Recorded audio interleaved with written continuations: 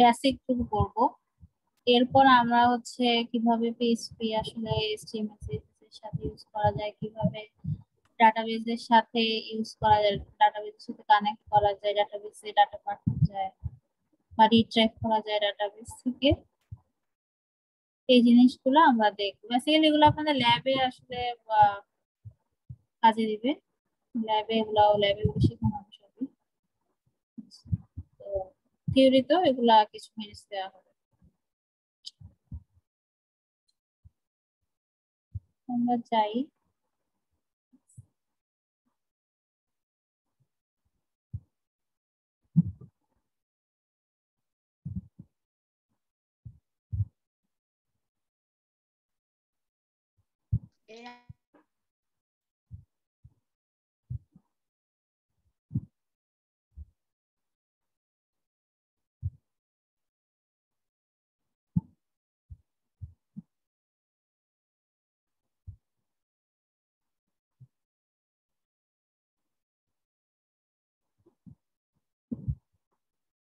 আর একটা slide upload করার আছে, আমি আপলোড করে দিই।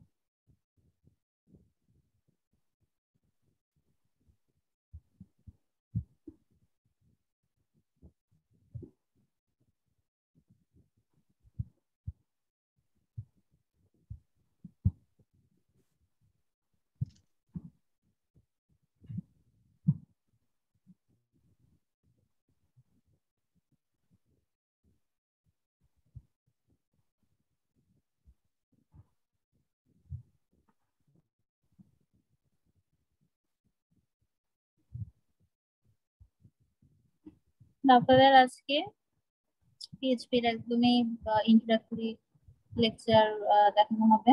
এখানে কিভাবে এনভায়রনমেন্ট সেট করতে হয়, কিভাবে পিএইচপি একদম প্রথম দিকের ওভারভিউ যেগুলা, যেমন কনস্ট্যান্ট ভেরিয়েবল, ডাটা টাইপ, এই জিনিসগুলো সম্পর্কে হচ্ছে জানা।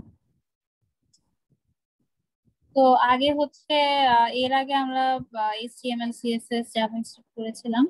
সেক্ষেত্রে আসলে এনভায়রনমেন্ট সেটআপ করার তেমন কোনো দরকার পড়ে নাই, আমরা নর্মাল একটা টেক্সট এডিটরই কাজ করতে পেরেছি। তো কিন্তু যখন আমরা পিএইচপি বা ব্যাকএন্ডের কোনো ল্যাঙ্গুয়েজ আসলে আহ, শিখতে চাইবো বা হচ্ছে কাজ করতে চাইবো, তখন আমার কিছু এনভায়রনমেন্ট সেটআপ করতে হবে।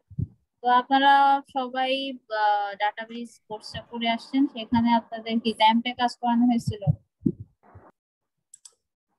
ম্যাম ওরাকেলে করছি ম্যাম। আচ্ছা, ওরাকেলে করছেন, নো প্রবলেম। অনেকে হয়তো ওরাকেলে করছেন, অনেকে জ্যাম্পে করছেন, অনেকে ওয়াম্পে করছেন। যে কোনো ভাবে করা গেলে এটা কোনো সমস্যা না।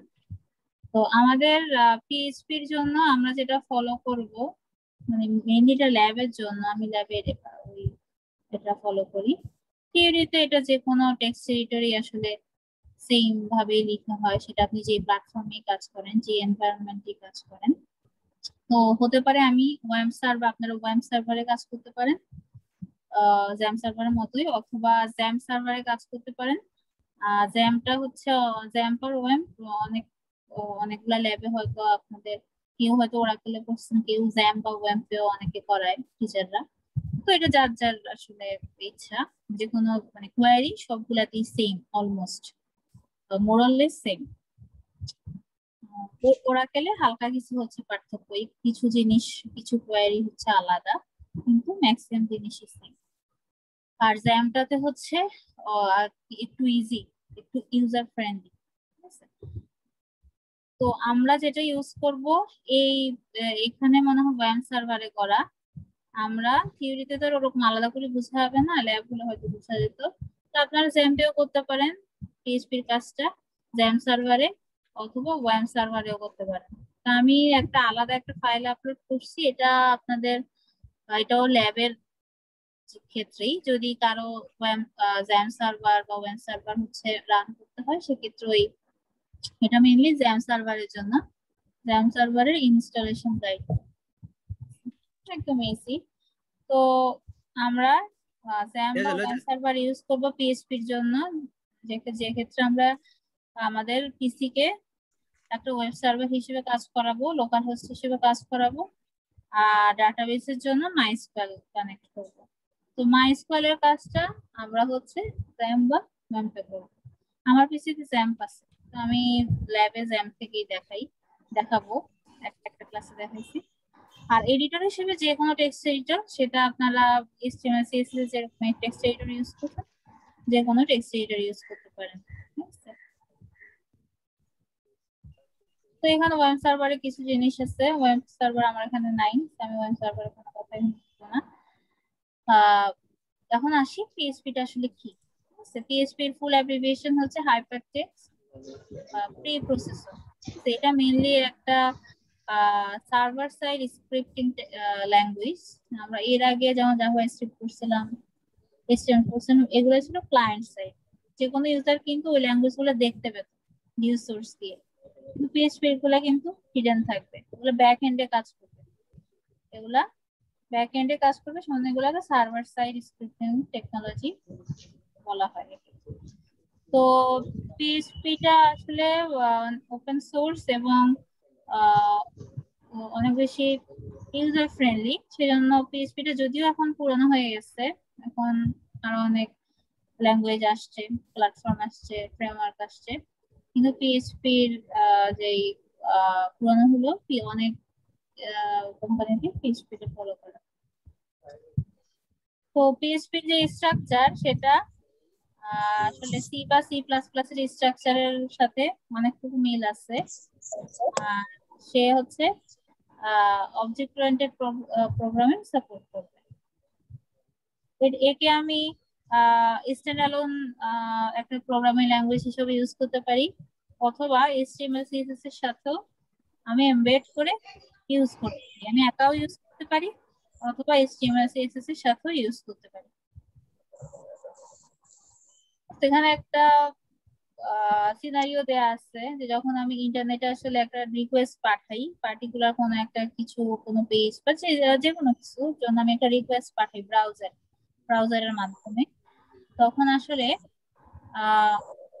কিছু টাস্ক কমপ্লিট হয়। ঠিক আছে, এই টাস্ক গুলার আমরা আসলে খারিজভাবে বুঝি না, কিন্তু আমরা যখন কম্পিউটার নেটওয়ার্কিং করবো, আরো ডিটেলস নেটওয়ার্কিং কোর্সটা, তখন আমরা দেখবো যে আসলে যে কোনো ব্রাউজারে, সাপোজ এখানে দেখেন ফর এক্সাম্পল, এখানে একটা ফর্মের মতো কিছু দেখা যাচ্ছে, ফর্ম, হয়তো পার্টিকুলার একটা ফর্ম, তাহলে ফিল আপ করে আমি হচ্ছে রিকোয়েস্ট পাঠাবো, সাবমিট করবো, এবং ওটা একটা রিকোয়েস্ট হচ্ছে ফর্ম সাবমিশনটা কোথায় যাবে, ওয়েব ব্রাউজার থেকে হচ্ছে ওয়েব সার্ভারে যাবে। সার্ভার তখন পার্টিকুলার এই ফর্ম ভ্যালু গুলা হচ্ছে রিসিভ করে এবং তাকে কোনো একটা রেসপন্স পাঠাবে, তাকে ওয়েব ব্রাউজার ইউজার যেটা ইউজ করতেছে, ক্লায়েন্ট যেটা ইউজ করতেছে।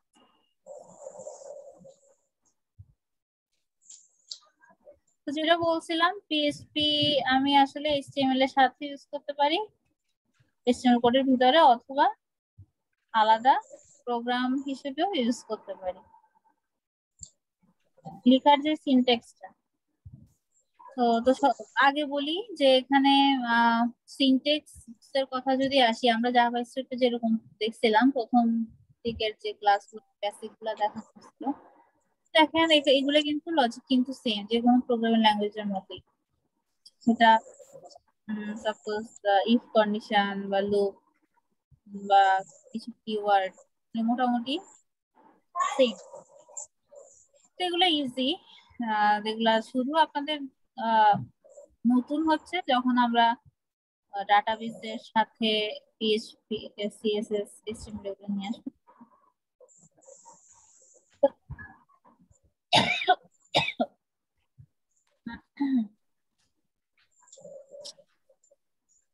সরি। আচ্ছা, এখন দেখি আমাদের পিএইচপি স্টার্ট করার জন্য আমার পিএইচপি স্টার্টিং আর হচ্ছে ক্লোজিং ট্যাগ হচ্ছে এইটা ফলো করা হয়, ম্যাক্সিমাম ক্ষেত্রে এটাই ফলো করা হয়। এটা হচ্ছে স্টার্ট ট্যাগ, এটা হচ্ছে এন্ড ট্যাগ স্যার, এবং প্রত্যেকটা স্টেটমেন্ট সেমিকোলন দিয়ে শেষ হয়।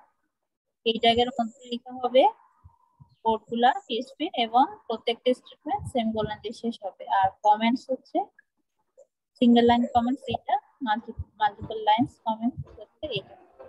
রীতিমতো অস্ত্র কারখানা খুলে বসেছিল একদল দুর্বৃত্ত। অনলাইনে বিস্ফোরক এবং আগ্নেয়াস্ত্রের মালামাল। ম্যাম মিউট করে দেন নাকি?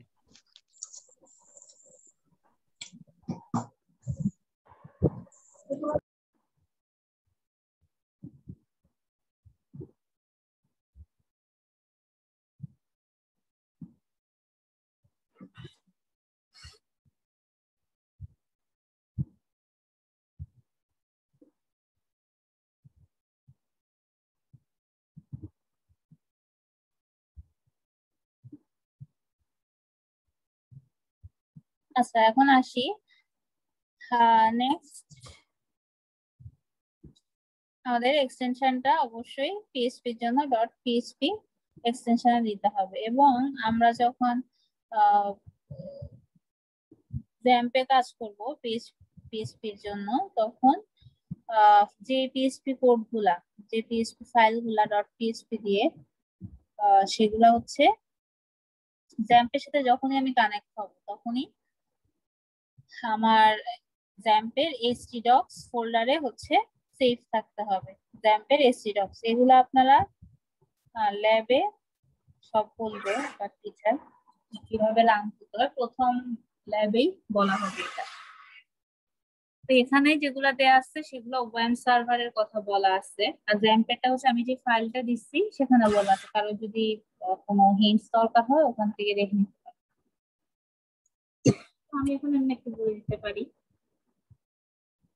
জ্যাম্পে আপনারা যদি অনেক ম্যাক্সিমাম বলতেছেন ওরা গেলে করছেন, সমস্যা নেই, ওটা জ্যাম্প অনেক ইজি। যখন ইনস্টল থাকবে জ্যাম্প সার্ভারটা তখন এরকম একটা কন্ট্রোল প্যানেল ওপেন হবে। তো প্রথমে ওয়েব সার্ভার অন করার জন্য অ্যাপাচি সার্ভারটা অন করতে হবে।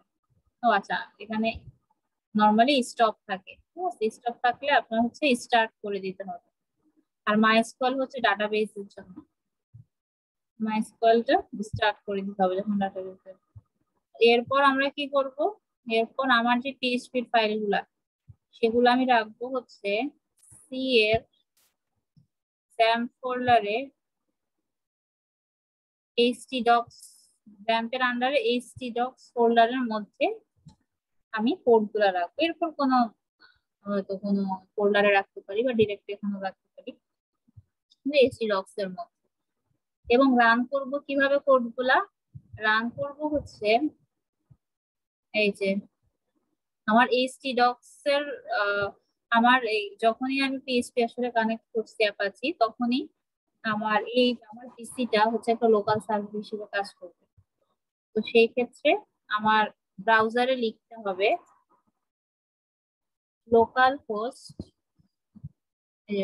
হোস্ট স্ল্যাশ, এরপর কি htdocs এর মধ্যে আমার যদি কোনো ফোল্ডারে থাকে তো ওই ফোল্ডারের পাত্রা দিতে হবে, অথবা যদি ডিরেক্ট দেই তাহলে ওই ফাইলটা দিয়ে দিতে হবে। সাপোজ আমার ল্যাব ওয়ার্ক নামে হচ্ছে একটা ফোল্ডারে আমার কিছু পিএইচপি ফাইল ছিল, তো local host slash lab work দিয়ে এন্টার দিলে এই যে lab9 নামে হচ্ছে একটা ফাইল আছে, ফোল্ডার আছে। তো ওখানে হচ্ছে একটা ফাইল ছিল, পিএইচপি ফাইল ছিল আরেকবার লোকাল হোস্ট আছে ইন্ডেক্সটা আরেকবার কিভাবে করতে হবে আরেকবার একটু।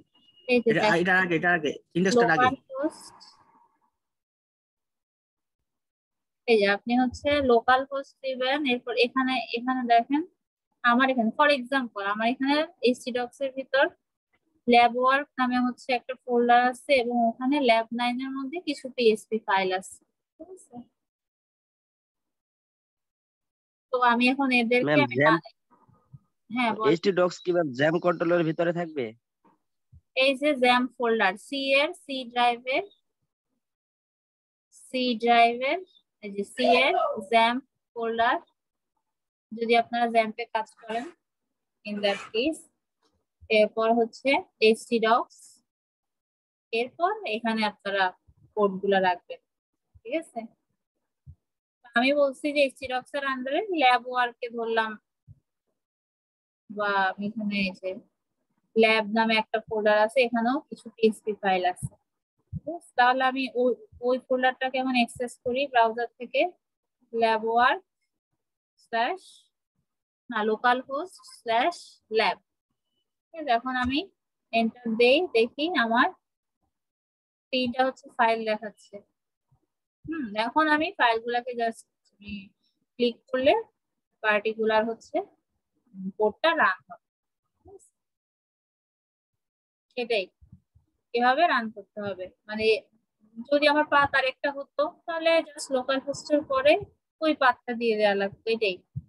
আর আমি যখন ডাটাবেস কানেক্ট করব তখন আমার পিএইচপি মাই অ্যাডমিনে যেতে হবে, তো সেই ক্ষেত্রে লোকাল হোস্ট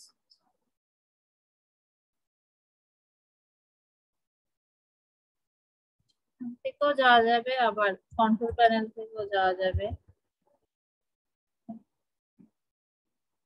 না আচ্ছা, দেখি এই যে এখান থেকে গিয়ে এই যে অ্যাডমিনে ক্লিক করলে,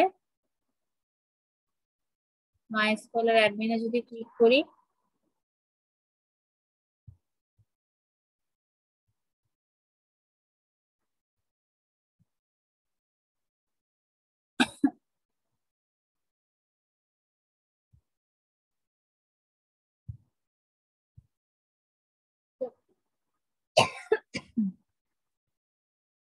এই যে এখানে আমার মাইস্কুলের পেজটা ওপেন হয়ে গেছে। যে লোকাল হোস্ট 127.0.0.1, এটা হচ্ছে, এটাকে বলা হয় নেটওয়ার্কিং আপনারা পড়বেন লুপ ব্যাক অ্যাড্রেস। এটা লোকাল হোস্ট বলে এই পিসিটার আইপি লোকাল হোস্টের জন্য 127.0.0.1। এখন এইখানে আমরা হচ্ছে, আপনারা যদি মাইস্কুলে কাজ করেন সেক্ষেত্রে এখানে ডাটাবেসের কাজ হবে। এই যে এখান থেকে টেবিল ক্রিয়েট হবে, তারপরে এসকিউএল লেখা যাবে। এই যে এসকিউএল লেখার ইয়া আছে, বা ডিরেক্ট হচ্ছে এসকিউএল ছাড়াও এখানে হচ্ছে শর্টকাট কিছু অপশন থাকে, অপশনে ক্লিক করলে আসলে হয়ে যায় এসকিউএল, সেক্ষেত্রে লেখা লাগে না আসলে। ঠিক আছে, এটাই হচ্ছে, এইভাবে আমরা কাজ করব। মানে থিওরিতে তো কাজ আসলে ভাবে হয় না, ল্যাবে।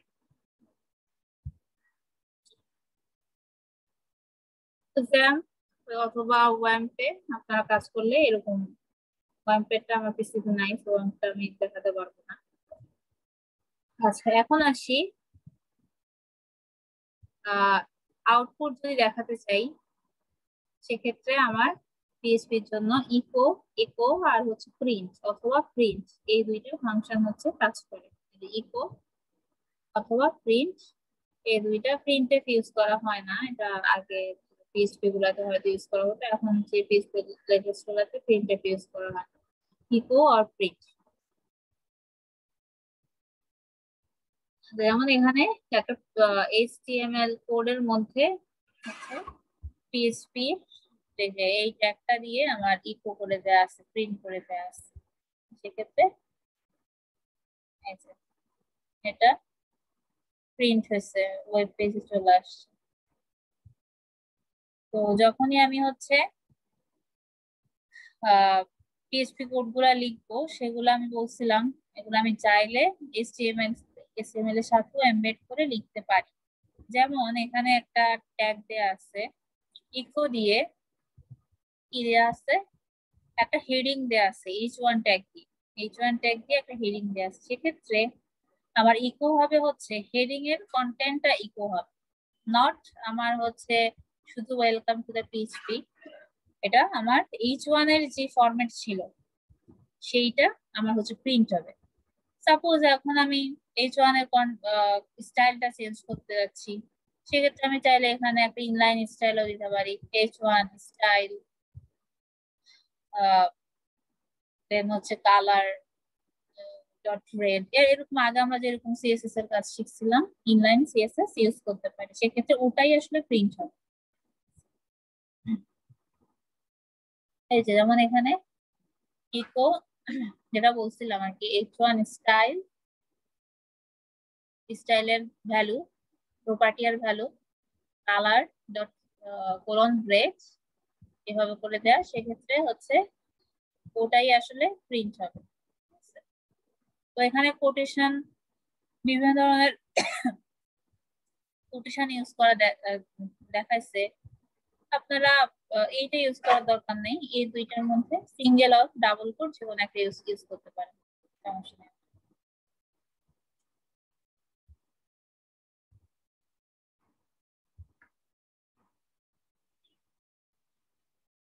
যেখানে এটার এক্সাম্পল দেওয়া হচ্ছে, এটার আউটপুট দেওয়া হয়েছে।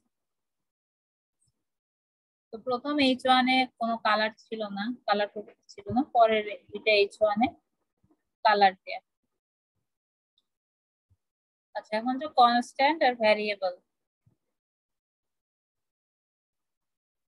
তো কনস্ট্যান্টটা হচ্ছে অনেকটা ভেরিয়েবলের মতোই, যেটা হচ্ছে আমার ফুল কোড জুড়ে, ফুল প্রোগ্রাম জুড়ে আমার একটা ফিক্সড রেফারেন্স ইউজ করে। তো সেক্ষেত্রে আমার কনস্ট্যান্ট লেখার নিয়ম হচ্ছে ডিফাইন ফাংশনের মধ্যে কনস্ট্যান্ট ভ্যালুগুলা ডিফাইন করে দিতে হয়, এবং কনস্ট্যান্টের যেই নামটা সেটা অল ক্যাপিটাল লেটারে লেখা হয়। যেমন আমি যদি দেখি এক্ষেত্রে ডিফাইন ফাংশনের মধ্যে এই যে ফ্যাব গেম নামে একটা কনস্ট্যান্ট নেওয়া হয়েছে, এবং তার ভ্যালু হচ্ছে ক্রিকেট, এটা হচ্ছে কনস্ট্যান্ট নেম, এটা হচ্ছে ওই কনস্ট্যান্টের ভ্যালু। সেক্ষেত্রে কিন্তু ফুল প্রোগ্রামে এটাকে রিঅ্যাসাইন করা যাবে না, যেহেতু এটা কনস্ট্যান্ট, এটা এই ভ্যালুটাই থাকবে।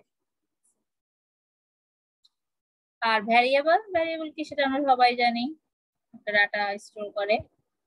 তো আর সিনট্যাক্সটা হচ্ছে আমরা জাভা স্ক্রিপ্টে ভ্যারিয়েবলের জন্য যে কোনো টাইপের var কিওয়ার্ড ইউজ করছি, আর এক্ষেত্রে হচ্ছে ডলার কিওয়ার্ডটাই, কিওয়ার্ড তো না, ডলার অপারেটরটা আসলে ইউজ করতে হবে।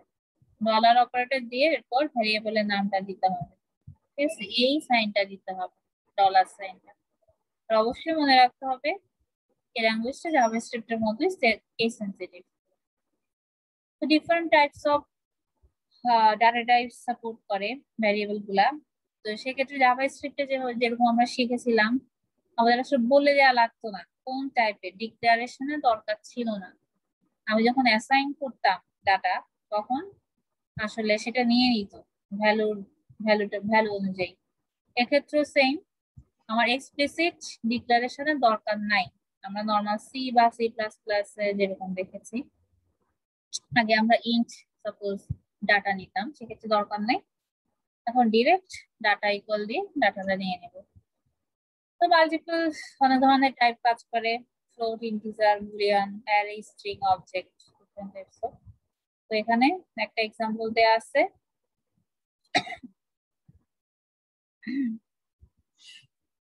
নর্মাল একটা স্ট্রিং টাইপের ভ্যারিয়েবল নেওয়া হয়েছে এবং তাকে পরে ইকো করে প্রিন্ট করে দেওয়া হয়েছে, ঠিক আছে। দেন গেট টাইপ আর সেট টাইপ, এই মেথড দুইটা কি, এটা হচ্ছে টাইপের সাথে রিলেটেড, বোঝাই যাচ্ছে। গেট টাইপ মেথডটা হচ্ছে এর মাধ্যমে আমি পার্টিকুলার ভ্যারিয়েবলের ডাটা টাইপটা দেখতে পারি, রিড করতে পারি। আর সেট টাইপের মাধ্যমে আমি কোনো ভ্যারিয়েবলের ডাটা টাইপ চেঞ্জ করতে পারি। যেমন এক্ষেত্রে এই যে নাম্বার দিয়ে একটা ভ্যারিয়েবল আছে 10, ভ্যালু হচ্ছে 10, এর ডাটা টাইপটা কি আমি কিন্তু ডিক্লেয়ার করিনি। যদি আমি দেখতে চাই ডাটা টাইপটা, সেক্ষেত্রে এই যে ইকো গেট টাইপ দিয়ে আমার ফ্যাব নাম্বার এই ভ্যারিয়েবলটা লিখে দেওয়া হয়েছে।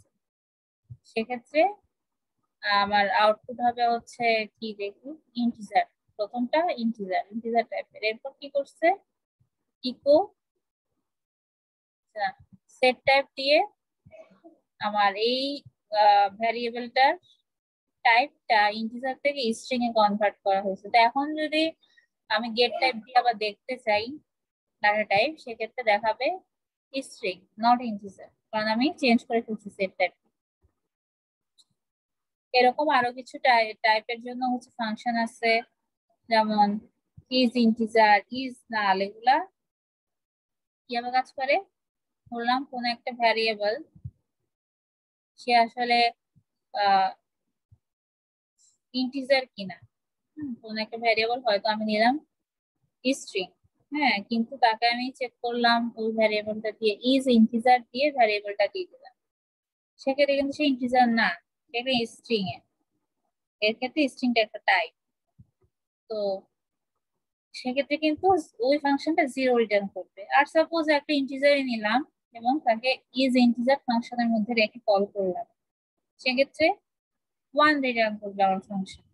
ঠিক আছে, এরকম করে বাদ বাকি গুলাও আসলে সেম।